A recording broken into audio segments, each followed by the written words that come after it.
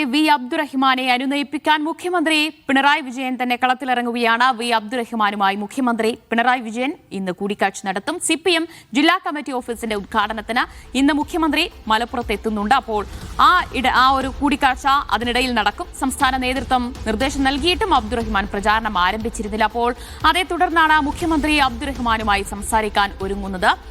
അതിന് പിന്നാലെ അബ്ദുറഹിമാൻ മണ്ഡലത്തിൽ സജീവമാകുമോ, താനൂരിൽ പ്രചാരണ രംഗത്ത് സജീവമാകുമോ എന്ന് തന്നെയാണ് ഏവരും ഉറ്റുനോക്കുന്നത്. ജംഷീർ കൊടിഞ്ഞി വിവരങ്ങൾ നൽകാനായി ചേരുന്നുണ്ട്. ജംഷീർ, അബ്ദുറഹിമാനെ അനുനയിപ്പിക്കാൻ മുഖ്യമന്ത്രി തന്നെ എത്തുകയാണോ? എപ്പോഴായിരിക്കും ആ കൂടിക്കാഴ്ച നടക്കുക?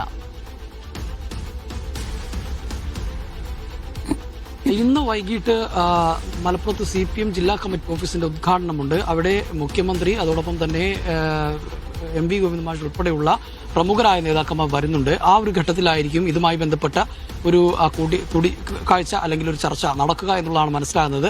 അതിനുശേഷം ഇതിലൊരു കൃത്യമായ വിവരം നൽകാമെന്നുള്ളതാണ് CPM ജില്ലാ നേതൃത്വം ഇപ്പോൾ അറിയിച്ചിരിക്കുന്നത്.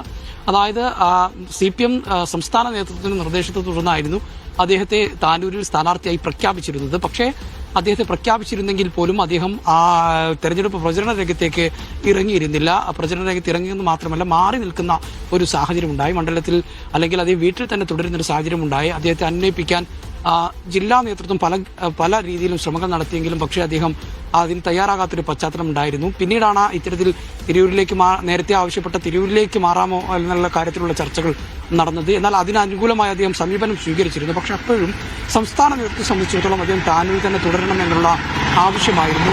ഇന്നലെ ആ ആവശ്യം തന്നെ സംസ്ഥാന നേതൃത്വം വീണ്ടും അദ്ദേഹത്തോട് ആവശ്യപ്പെട്ടിട്ടുണ്ട്. പക്ഷേ അത് നേരത്തെ തന്നെ അദ്ദേഹത്തോട് ആവശ്യപ്പെട്ടിട്ടും അദ്ദേഹം തെരഞ്ഞെടുപ്പ് പ്രചരണ രംഗത്തേക്ക് ഇറങ്ങിയിട്ടില്ല. അങ്ങനെ ആ ഒരു ഘട്ടത്തിൽ സംസ്ഥാന നേതൃത്വം വീണ്ടും അദ്ദേഹത്തോട് ആവശ്യപ്പെട്ടിട്ടും അദ്ദേഹം തെരഞ്ഞെടുപ്പ് പ്രചരണത്തേക്ക് ഇനിയും ഇറങ്ങാൻ സാധ്യതയുണ്ടോ എന്നുള്ള ഒരു പ്രശ്നമുണ്ട്. അതുകൊണ്ടാണ് ഇപ്പോൾ മുഖ്യമന്ത്രി തന്നെ നേരിട്ട് അദ്ദേഹത്തെ കണ്ട് സംസാരിച്ച് ഇതിനകത്ത് ഒരു തീരുമാനം അല്ലെങ്കിൽ ഒരു താനൂരിൽ തന്നെ തുടരണമെന്നുള്ളതിൽ ഒരു കൃത്യത വരുത്താൻ ശ്രമിക്കുന്നത്. അങ്ങനെ മുഖ്യമന്ത്രിയുമായി കൂടിക്കാഴ്ച നടത്തിയതിനു ശേഷം അതിലൊരു കൃത്യമായ വ്യക്തത വരും. അങ്ങനെയെങ്കിൽ അദ്ദേഹം താനൂരിൽ തന്നെ തുടരുമെന്നുള്ളതാണ് വിവരം.